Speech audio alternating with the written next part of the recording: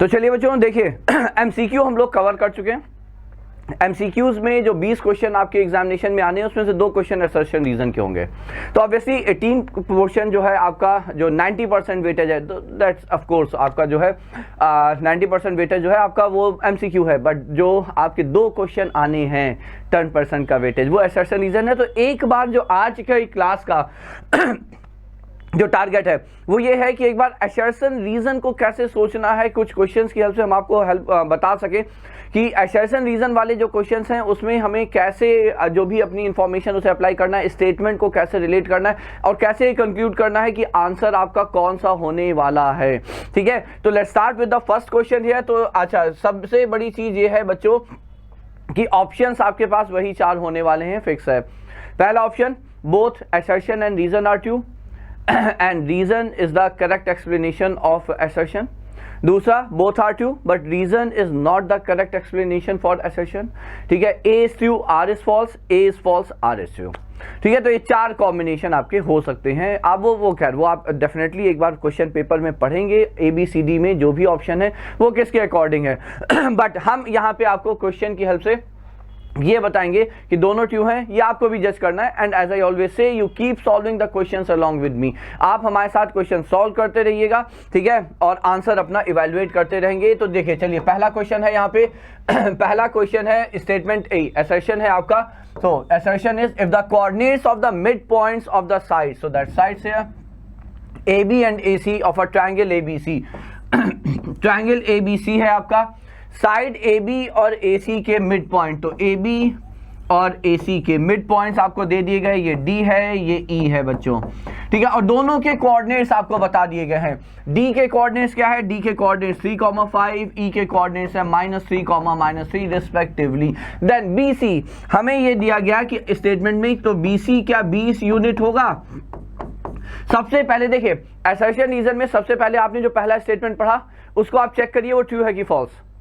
क्यों? क्योंकि यदि वो फॉल्स है तो ऑप्शन हो सकता है आपको डायरेक्ट वहीं पे आंसर आ जाए, आप रीजन को चेक करने से बच जाएंगे, समझिएगा। ठीक है, हो सकता है, that depends on ABCD options, but still तो आप पहले जज करेंगे सही है कि गलत है। तो देखिए यहाँ पे लगने वाला क्या है, since D and E are the mid points of two side, so the line joining the mid point of two side must be parallel to the third side and should be half of it, समझिएगा। तो ये तो पक्का है DE BC के parallel है by your BPT, ठीक है, कन्वर्स ऑफ BPT। तो ये हमें पक्का है कि वो पैरेलल है। ठीक है, हमें बस यहाँ पे डिस्टेंस, तो आप DE का जरा डिस्टेंस फॉर्मूले का प्रयोग करके DE डिस्टेंस निकालिए। तो 3 + 3 whole square is 36 and then 5 + 3 8 whole square is 64, so that's your 100 which is 10 units. ठीक है, तो इसका मतलब by the converse of BPT you can say that BC should be twice of it, तो BC 20 units है, that means this statement is true. तो यहां से अब आप ये कंक्लूड कर सकते हैं कि ये जो स्टेटमेंट है पहला, ठीक है, सो दैट्स ट्रू स्टेटमेंट, ये स्टेटमेंट आपका ट्रू है। ठीक है, तो असर्शन करेक्ट हो गया। अब जब असर्शन करेक्ट है तो डेफिनेटली अब आपको रीजन को चेक करना होगा। रीजन क्या दिया है? The line joining the mid points of two sides of triangle is parallel to the third side and equal to half of it। so ये इन्होंने BPT का कन्वर्स स्टेटमेंट लिख दिया, and that's the basis of this relation here। ठीक है, मतलब अब ये भी ट्रू है, असर्शन भी ट्रू है और रीजन भी ट्रू है। अब आप लोग ये बताइए कि क्या reason is the correct explanation of assertion? तो आंसर इज यस, हमारा आंसर यहाँ पे है, बिल्कुल है, क्योंकि ये आपका थ्योरम का स्टेटमेंट है और इसी थ्योरम के चलते आप जब भी 2 साइड के मिड पॉइंट्स को ज्वाइन करोगे तो वो जो लेंथ आएगी लाइन सेगमेंट की, वो जिसके वो पैरेलल है थर्ड साइड के, हाफ ही होगी। ठीक है, so here the answer is assertion and reason both are true and reason is the correct explanation of the first statement, that is assertion. So ये हो गया पहला question. Likewise will be discussing all the questions here quickly. Second question, statement A, assertion है आपका, the point -1,6 divides the line segment joining this and this in the ratio 2:7 internally externally। ये जो आपके statement में कहीं यदि externally तो आएगा नहीं, इंटरनली का कोई सिग्निफिकेंस है नहीं। क्यों? क्योंकि हमारे लिए सारा का सारा जो सेक्शन फॉर्मूले का एप्लीकेशन है वो इंटरनल पॉइंट ऑफ डिवीजन पे ही है। So don't get confused even if you people come across this statement, this word anywhere. ठीक है, उसको आप बिल्कुल इग्नोर कर सकते हैं। आप बस सीधी सीधी बात समझें कि एक पॉइंट है आपका -3,10, एक पॉइंट, दूसरा पॉइंट है आपका 6, -8 और कहा यह गया कि -1,6 जो है इसे डिवाइड कर रहा है according to the statement in the ratio 2:7। अब पहले तो आप एज आई सेड आप पहले स्टेटमेंट की करेक्टनेस उसको ट्रुथ को आप चेक करेंगे कि वो ट्रू है कि फॉल्स है, ठीक है। तो अब यहाँ पे आपको लगाना होगा सेक्शन फॉर्मूला। तो मान लीजिए हमने इसे सी कहा, तो यूजिंग सेक्शन फॉर्मूला सी कितना आएगा 2 × 6 12 -21 12 -21 so how much is it? So it's -9 upon 7 + 2 which is 9, ठीक है। सिमिलरली 2 × अच्छा ये सब अब हम लोग कई बार यूज कर चुके हैं ना, जब हम लोगों ने अभी MCQ और कॉम्प्रिहेंशन बेस्ड क्वेश्चंस किए, so we have applied this section formula again and again several many times, so I'm not writing any result here। जहाँ पे बहुत आवश्यक है, जो कुछ नया लगेगा I will definitely write that result, otherwise हमें सब पता है।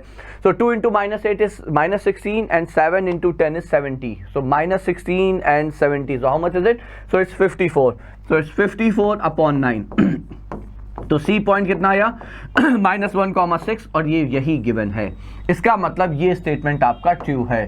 So this statement is true. So assertion वाला जो स्टेटमेंट है ये आपका स्टेटमेंट ट्रू है। अब जरा रीजन पे आते हैं। Reason, if m:n is the ratio in which point p divides the line segment ax y1 x2 y2 then coordinates of p point p है ना x, y are this. So m1 x2 + m2 x1 upon m1 m2, ठीक है। ये देखिए ये गलत है, ये गलत है, ध्यान से स्टेटमेंट पढ़ना होगा। ये ठीक है, एब्सिसा वाला पार्ट ठीक है, लेकिन सिर्फ इतना पढ़ के यदि हम छोड़ देते तो हम लोग कहते यस रीजन भी सही है, असर्शन भी सही है और डेफिनेटली ये एक्सप्लेनेशन भी होता, बट ये ऑर्डिनेट निकालने का तरीका जो लिखा ये गलत है। So reason is false, reason वाला स्टेटमेंट फॉल्स है, ठीक है। So assertion is true, reason is false. तो ये हो गया आपका second question. Now let's move to the third one. तीसरा क्वेश्चन है आपका, स्टेटमेंट है, असर्शन है, if k is half then the points k comma तो a पॉइंट हमने लिख लिया k है हाफ, तो हाफ कॉमा 2 - 1 b पॉइंट हो गया -½ + 1 इज हाफ, ठीक है, and then 2k is 1 and C point हो गया आपका -4 -½ सो इट्स -9/2। हम k की वैल्यू रख रहे हैं because it's given, and 6 - 2k तो ये हो जाएगा 5, ठीक है। तो ये भी हो जाता है आपका 1, तो 2 - 1 is 1, so let me right here 1 itself, तो यहाँ पे हम इसे 1 ही लिख लेते हैं। तो ये आ गए आपके 3 पॉइंट्स, आर कोलिनियर। अब देखिए this we have already discuss, collinearity यदि आपको प्रूव करनी है तो आप डिस्टेंस फॉर्मूले का प्रयोग करेंगे। आप एक बार ए बी निकालिए डिस्टेंस, BC डिस्टेंस निकालें और AC डिस्टेंस निकालें। यदि किसी दो का सम तीसरे के इक्वल हो जाएगा तब हम कहेंगे तीनों पॉइंट्स आपके कोलिनियर हैं, ठीक है। सो हाफ -½ 0, ये 2 पॉइंट्स तो आपके एग्जैक्टली सेम हो गए। Let me check it, half and then 1 and then this is half and then this one, so this points are collinear, ठीक है। देखिए दो पॉइंट, देखिए ये 2 पॉइंट आपके सेम आ गए, आइडेंटिकल हैं, कोइंसिडेंट हैं, तो 2 पॉइंट एक्चुअली एक हो गए, है ना। यही पॉइंट आपका A है, यही पॉइंट आपका B है, तो और बाकी बचा C, तो ऑफ कोर्स 3 पॉइंट में 2 ही पॉइंट तो एक्चुअली बचे, तो 2 पॉइंट तो हमेशा कोलिनियर होते हैं। तो ये स्टेटमेंट ट्रू है, याद रखिएगा ये स्टेटमेंट ट्रू है,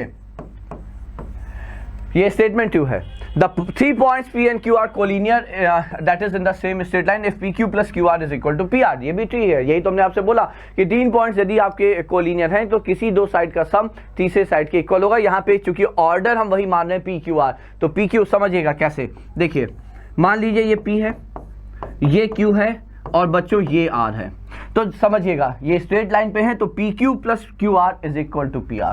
सो that holds PQ + QR is equal to PR, तो पॉइंट्स आपके कोलिनियर होंगे in the same order PQR, ठीक है। तो ये भी स्टेटमेंट ट्रू है। अब आप ये बताएं क्या ये इसका करेक्ट एक्सप्लेनेशन है, तो आंसर इज नो। क्यों? क्योंकि यहाँ पे 3 पॉइंट एग्जैक्टली बने ही नहीं, यहाँ पे ABC 2 ही पॉइंट हुए, तो 2 पॉइंट्स तो हमेशा कोलिनियर होते ही हैं। You don't need this explanation for this statement, ठीक है। So both are true, but according to me second statement is not the explanation for the first statement. पहले का एक्सप्लेनेशन सिंपल है कि 2 पॉइंट्स आपके कोइंसाइड कर गए, तो एक्चुअली 3 की जगह 2 ही point and 2 points are always collinear. तो ये हो गया अगला क्वेश्चन। कोइंसिडेंटली अभी तक सारे क्वेश्चन आपके कोऑर्डिनेट ज्योमेट्री से। अब ये नेक्स्ट इज असर्शन का स्टेटमेंट है, the external dimensions of a wooden box are 18 centimetre.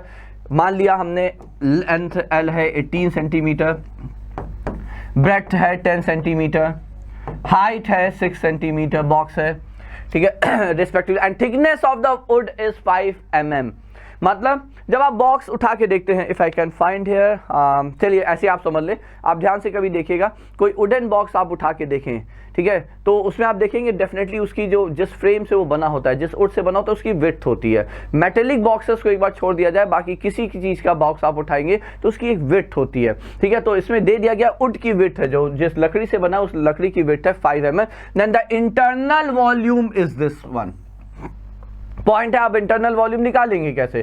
तो अब रीजन यहां पे देखिए, पहले पढ़ लेते हैं। If external dimensions of a rectangular box are LBH and the thickness of the sides BX, then its internal volume is this। मानते कि नहीं मानते? क्लोज बॉक्स मान रहे हम, ठीक है। देखिए बिल्कुल सही स्टेटमेंट है, लेंथ ब्रेथ इनटू हाइट, यही वॉल्यूम होता है। इंटरनल वॉल्यूम के लिए आपको इंटरनल डायमेंशन चाहिए। तो देखिए यहां पे ऐसे आप समझिए, मान लीजिए यहां पे लेंथ हमने बनाई, ये है लेंथ, बॉक्स तो हम नहीं बना रहे, बट मान लीजिए ये लेंथ है, ठीक है, और वुड की आपकी ये लेंथ है L, ये हमने मान लिया 18 सेंटीमीटर, ठीक है। आउटर डायमेंशन बॉक्स का, ये आउटर डायमेंशन, ठीक है। इनर डायमेंशन को हम ग्रीन से बनाते हैं, ये इनर, ये वुड की विथनेस है, विड्थ है, थिकनेस है वुड की, ठीक है, और ये इनर के लिए हमने बना दिया, ये वुड की थिकनेस है। तो इंटरनल वॉल्यूम के लिए तो आपको सिर्फ इतनी ही लेंथ मिली ना बच्चों, दोनों एंड से कितना कम हुआ, जितनी वुड की विड्थ है उतना जो थिकनेस है, उतनी थिकनेस आपके डायमेंशन में दोनों साइड से कम होने वाली है, ठीक है। तो इंटरनल जो लेंथ आई वो कितनी आई? 18 माइनस, यदि ये विड्थ x है तो 2x आया, तो यहां पे कितना हो जाएगा? सो 18 minus 2 times 5 mm, 5 mm is half centimetre, so 18 minus 1, ठीक है। तो L internal is 18 minus 1 which is 17। इसी तरह से breadth of for the internal dimension, तो length breadth height एक बार देख लेते हैं, सब में से 2x मतलब ये स्टेटमेंट करेक्ट है। रीजन वाला स्टेटमेंट ट्रू है बच्चों, ठीक है। आई बिलीव आप लोग समझ गए होंगे। अब बस ये कैलकुलेट करना है, क्या है 765 आ गया तो ये 9 हो जाएगा, ये 5 हो जाएगा, तो यहाँ पे ये हो गया आपका 10 माइनस 1 9, और हाइट हो जाएगी, इंटरनल हाइट हो जाएगा 6 माइनस 1 5। तो इंटरनल जो वॉल्यूम है, वो जो कि कैपेसिटी है बॉक्स का, जो कि बॉक्स की कैपेसिटी है, वो इतनी आ जाएगी। सो 17 9 is 153, so it's 153 into 5, so this is 765, so I think यही दिया है आपको शायद 765। तो both the statements are correct and the second statement reason is the correct explanation for the first statement, ठीक है। तो दोनों ही statement true हैं। अब इसको आप एक रिजल्ट की तरह से भी ध्यान रख सकते हैं बच्चों, फिर से हम कह रहे हैं इसको रिजल्ट की तरह से भी ध्यान रख सकते हैं, ठीक है, कि यदि आपको विड्थ दी हुई है तो इंटरनल डायमेंशन क्यूबॉइड के निकालने हैं, तो length minus 2x, breadth minus 2x, height minus 2x, ये आ जाएगा। नाउ द स्टेटमेंट, अब इस क्वेश्चन को सेलेक्ट करने का सिर्फ एक पर्पस है, आप आइडेंटिटी वाले स्टेटमेंट को समझिए, उसका मतलब क्या होता है। हमें पता है cos square plus sin square is the trigonometric identity, so that's true, of course that's true, ठीक है, इसमें कोई डाउट नहीं है। अब statement reason, an equation involving trigonometric ratios of an angle is called trigonometric identity if it is true for all values of the angles involved. Identity statement वो statement है which is always true. ध्यान से समझ लीजिए, identity statement वो statement है जो हमेशा ही ट्रू है। ध्यान करिए, सबसे पहली आइडेंटिटी जो आपने पढ़ी होगी, जो हमें लगता है आपने पढ़ी होगी, वो ये है। क्योंकि जब भी आपसे कोई आइडेंटिटी, हम आज भी बच्चों से पूछते हैं, जो 11th 12th इवन जेई के बच्चे हैं, आइडेंटिटी बताओ, तो सबसे पहले दिमाग में यही आती है, ठीक है। अब ये आइडेंटिटी क्यों है? क्योंकि यहाँ पे आप ए और बी की जो मर्जी है, जो इच्छा हो, आप वो वैल्यू रख लीजिए, LHS और RHS सदैव ही बराबर आएंगे। So identity statement is a statement which is always true. तो cos square A plus sin square is equal to 1, ये आइडेंटिटी स्टेटमेंट इसलिए है। यहाँ पे ए एंगल, आपकी जो मर्जी एंगल, आप सोचिए कोई एंगल और रख लीजिए। मतलब अभी तो आपको राइट एंगल ट्रायंगल में ही ट्रिग्नोमेट्रिक रेशियो दिखते हैं, अदरवाइज आपको मन में आता है ए को हम रखेंगे 1000 डिग्री, रख लीजिए, तब भी ये स्टेटमेंट वैलिड है। That's why this is an identity, ये मतलब होता है आइडेंटिटी का, ये याद रखिएगा। So that's why I selected this question. So of course both the statements are true and R is the correct explanation for the assertion. So second statement is the correct explanation for the first statement. Now the next one is the graph of linear equation 5x प्लस 3y। So 5x plus 3y is equal to 12। Hopefully बच्चों आप लोग साथ में सॉल्व कर रहे होंगे, थोड़ा जल्दी जल्दी सॉल्व करते रहिएगा। We are left with just 1 और 2 days here, ठीक है, या almost just not even 2 days, ठीक है, 2 दिन भी अब नहीं है। तो आप जल्दी जल्दी बस सॉल्व करते रहिएगा क्वेश्चन को, ठीक है। अच्छा एक चीज़ ध्यान रखिएगा, मैथ्स का पेपर है बच्चों, फिर से एक बार हम बता देते हैं, अचानक से वो बात चूंकि हमने बोली कि 2 ही दिन बाकी हैं तो हमें फिर से याद आ गया। 2 चीज़ याद रखिएगा, पहली चीज़ पेपर आपको लेंथी लग सकता है, so be prepared, mentally be prepared for it, so you have to be quick while solving the paper. जब आप एग्जामिनेशन में हॉल तो रिलैक्स होकर बहुत सुंदर सुंदर राइटिंग में लिखने की आवश्यकता नहीं है, अच्छे से लिखिए, एक डिसेंट सी रीडेबल राइटिंग होनी चाहिए, बड़ा बड़ा थोड़ा सा गैप दे के लिखिए, ठीक है, but try to finish the paper much before the time. So that's why side जब हम लोग सैम्पल पेपर लाइव क्लास में सॉल्व कर रहे होंगे तो 2.5 घंटे की ही लिमिट रखेंगे, पहली चीज़, ठीक है। और दूसरी चीज़ ये है कि जितने क्वेश्चन सॉल्व करते हुए आप जाएंगे, मतलब सॉल्व करते हुए जाएंगे, मतलब जो भी आपके पास टाइम बच रहा है सिर्फ और सिर्फ क्वेश्चन सॉल्व करते रहिए। थक जाएं तो आप सॉल्व एग्जाम्पल पढ़ना शुरू करिए, थक जाएं तो जो वीडियोस हमने आपको इंपॉर्टेंट क्वेश्चन के बना के सोल्यूशन वाले हैं तो उसको आप देख लीजिए, बट पूरे समय सिर्फ और सिर्फ दिमाग में क्वेश्चन, उसका सोल्यूशन, क्वेश्चन सोल्यूशन चलते रहना चाहिए। That will give you sufficient momentum, जिसकी हेल्प से आप फिर वहाँ पे जो क्वेश्चन आ रहे होंगे उसे आप जल्दी जल्दी सॉल्व कर पाओगे। So you should remember that, ठीक है। टाइम काफ़ी कम बचा है बट आई थिंक आप लोगों ने प्रिपरेशन काफ़ी अच्छी कर रखी होगी अब, ठीक है। सो खैर pair of intersecting line, pair of intersecting line का क्या होता है, a1 by a2, 5 by 7 should not be equal to b1 by b2, so 3 by -5, so of course that's not equal। Intersecting lines मतलब नॉन पैरेलल, तो condition simple है, या unique solution. Intersecting line का मतलब यूनिक सोल्यूशन, दोनों की condition एक है, a1 by a2 is not equal to b1 by b2, so the graph of linear equation this and this gives a pair of intersecting lines if a1 by a2 is not equal to b1 by b2, so both the statements are true and b, the second statement is the correct explanation for the first one। तो ये हो गया pair of linear equation का question. अगला है if the circumference of a circle is 2 pi r 176 centimeter then radius is 22 centimeter, ठीक है, circumference is 2 pi r, तो of course ये ट्रू है, ये ट्रू है। अच्छा हम इसके लिए अभी तक हमने क्यों नहीं बोला, बिकॉज इसमें अभी छोटा सा एक हमें समस्या है, पाई की वैल्यू आप क्या रखने वाले हैं, ठीक है, ये है। तो ऑफ कोर्स यहाँ पे हम 2 × 22/7 ही रखेंगे और चेक करेंगे कि क्या रेडियस आपका ये आ रहा है, एंड आई बिलीव वो आ ही रहा होगा। क्या ये आ रहा है 11 2 जा, ओके, रेडियस 22 सेंटीमीटर नहीं आ रहा है, तो खैर चलिए ये तो गलत ही हो गया, स्टेटमेंट आपका ये रॉन्ग है, तो दिस स्टेटमेंट इज फॉल्स। सो असर्शन फॉल्स है, रीजन ट्रू है, क्योंकि आप जब 11 से डिवाइड करेंगे तो 11 1 एंड देन 16, तो रेडियस हो जाएगा 16 × 7/4, तो ऑफ कोर्स दैट्स नॉट 22, ठीक है। सो ये फॉल्स हो गया और ये ट्रू है, तो ये डन, सिंपल सा बिल्कुल डायरेक्ट सा क्वेश्चन था। अगला है if the value of mean, अच्छा ये सिंपल है, ये आप चेक कर लीजिएगा, ये बार बार ये हमारे लिए हमें कई बार इंपॉर्टेंट लग रहा है। तो आप देखिए हमने एमसीक्यू में भी दो बार ये क्वेश्चन सेलेक्ट किया था, यहाँ पे भी आप लोगों के लिए क्वेश्चन हमने सेलेक्ट किया है, 3 times median is equal to mode plus 2 times mean, तो ये स्टेटमेंट ट्रू है।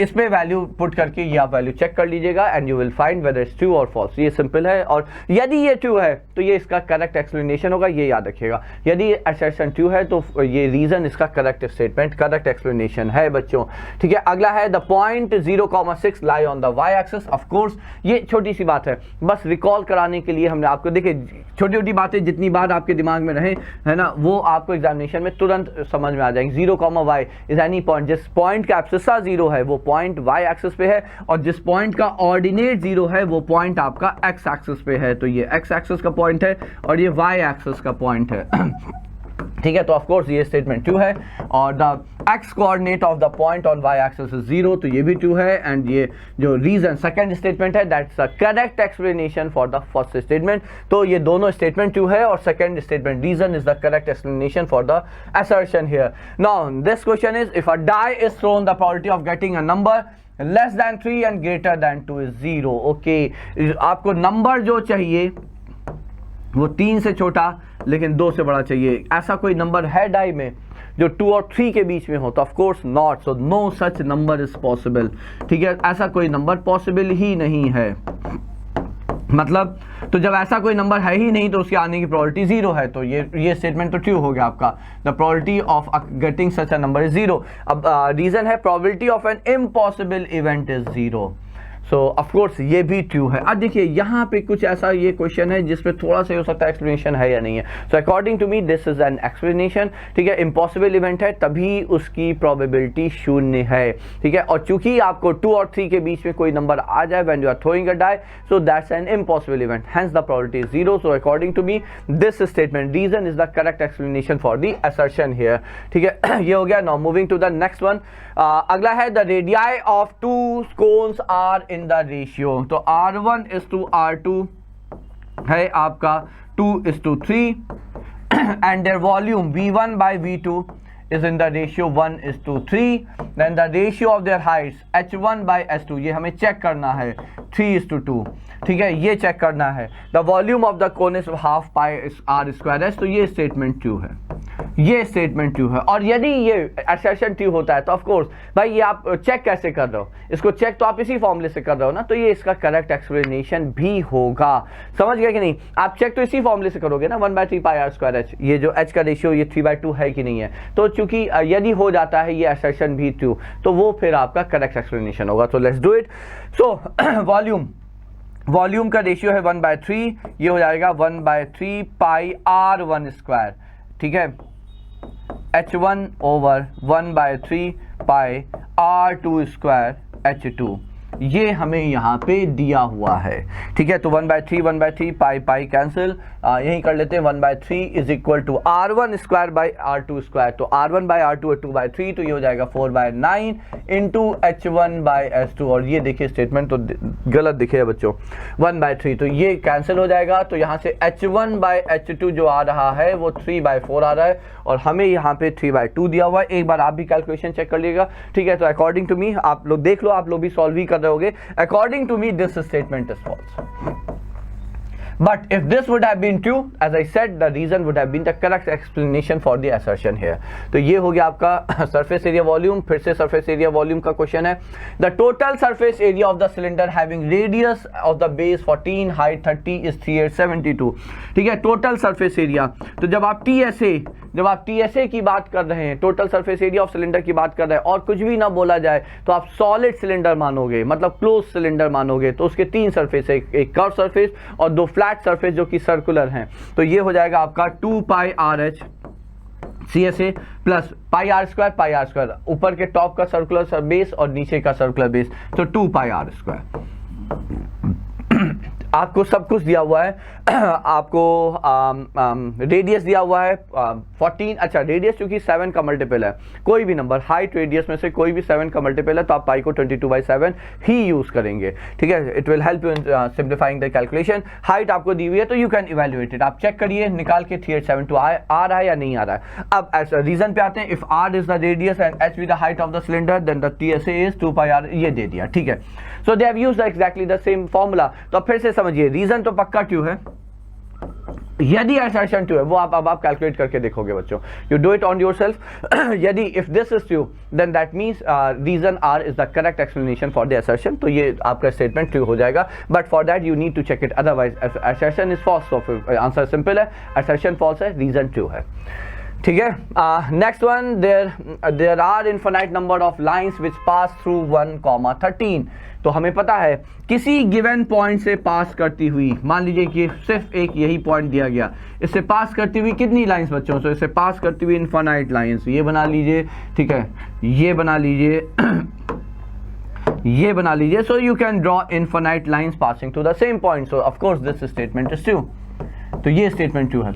A linear equation in 2 variables has infinitely many solutions. तो ऑफ कोर्स जब एक ही लीनियर इक्वेशन है, देखिए आपसे कहा जाए 2x minus y is equal to 4, इसके कितने सोल्यूशन? तो हमें पता है ये लाइन रिप्रेजेंट करता है। We know that this equation, linear equation 2 variable represents a line on x y plane, और हर पॉइंट जो उस लाइन पर है वो उस इक्वेशन का सोल्यूशन है। तो लाइन पे कितने पॉइंट्स? लाइन पे इनफाइनाइट पॉइंट्स हैं। सो of course a linear equation in 2 variable has infinite solution. तो ये भी स्टेटमेंट ट्रू है। अब बात ये है बच्चों, क्या लगता है आपको ये जो रीजन है, क्या ये करेक्ट एक्सप्लेनेशन है इसका? My answer is no, reason is not the correct explanation है। दोनों अपने अपने स्टेटमेंट ट्रू हैं, बट इसका रीजन कुछ और है। आपको लाइन फिक्स करने के लिए 2 पॉइंट चाहिए, एक पॉइंट है तो एक पॉइंट से पास करते हो इनफाइनाइट लाइंस हैं, ठीक है। So this reason is not the correct explanation for the assertion here. Both the statements are true, but second statement is not the correct explanation for the first statement. So that's it. Now let's move to the next one. Let's see. Two similar triangles are congruent. So two similar triangles are always congruent? Of course not. ये तो संभव ही नहीं है ना। But हाँ, two congruent triangles are always similar. कोई भी दो ऑब्जेक्ट फिगर यदि कॉन्ग्रुएंट है तो सिमिलर तो पक्का है, बट सिमिलर है तो कॉन्ग्रुएंट होंगे, बिल्कुल भी ये नहीं है, ठीक है। आप सीधे सा बात समझिए, ट्रायंगल तो छोड़ दीजिए, आप फिर से I would have given that example earlier also. आप एक फुटबॉल ले लीजिए और एक लॉन टेनिस बॉल या टेबल टेनिस बॉल ले लीजिए, दोनों तो सिमिलर हो गए, दोनों स्फेरिकल शेप है तो they are similar, but are they congruent? Of course not. आप दो फुटबॉल ले लीजिए स्टैंडर्ड साइज, तो वो सिमिलर भी है, कॉन्ग्रुएंट हो गए, तो सिमिलर तो होंगे ही होंगे, ठीक है। तो ऑब्जेक्ट्स या figures are congruent imply they are similar, but they are similar doesn't imply they are congruent. तो ये स्टेटमेंट फॉल्स हो गया। Two similar triangles are said to be congruent if their areas are equal, ये true है, समझ लीजिएगा। यदि दो सिमिलर ऑब्जेक्ट्स या यहाँ पे ट्रायंगल सिमिलर है, मतलब सिमिलर है और उनका एरिया सेम हो जाए तो वो कॉन्ग्रुएंट होंगे। ये आप स्टेटमेंट की तरह से याद कर लीजिए, या आप स्टेटमेंट की तरह से यहाँ पे आप याद कर लीजिएगा, ठीक है। सो फॉल्स एंड ट्रू, पहला फॉल्स है, दूसरा ट्रू है। So that's it. So yeah, so that was the last one, ठीक है। So I am done. So those were few questions on assertion reason. See the point of discussion for these questions, बहुत ज़्यादा question हमने नहीं select किए क्योंकि दो ही question आने हैं, ठीक है। द पॉइंट इज आपको बस ये समझना है एक्सप्लेनेशन है या नहीं है। ट्रू और फॉल्स के लिए आपको कोई, देखिए सिंपल स्टेटमेंट्स हैं, आप उसे सिंपल क्वेश्चन की तरह से समझिए। क्वेश्चन किसी भी फॉर्म में पूछ दिया जाए, आपसे एमसीक्यू में पूछा जाए, कॉम्प्रिहेंशन में देखिए फिर पूछा जाए, लाइक सब्जेक्टिव में पूछा जाए, क्वेश्चन क्वेश्चन है, वोंट मेक एनी डिफरेंस बच्चों, उसके लिए बिल्कुल घबराना नहीं है। इस असर्शन रीजन में जो एक ही चीज इंपॉर्टेंट है कि सेकंड स्टेटमेंट पहले का करेक्ट एक्सप्लेनेशन है या नहीं है। तो यदि ये ऑप्शन आपको दिया था, for that you have to be very careful. But आप उससे भी मुक्त हो जाएंगे यदि उन दोनों में से एक फॉल्स हो गया। दोनों ट्रू हैं और ऑप्शन आपके सामने आता है यदि कि बोथ आर ट्रू है, second one is the correct explanation, तो उसके लिए आपको बहुत अलर्ट होकर सोचना होगा, ठीक है। So that's it. So from my side that's done. तो अब हम लोगों का एमसीक्यू हो गया है, हम लोग का असर्शन रीजन हो गया है और हम लोगों ने कॉम्प्रिहेंशन बेस्ड क्वेश्चंस भी कर लिए, ठीक है। So now we will be taking up next portion in the next class here.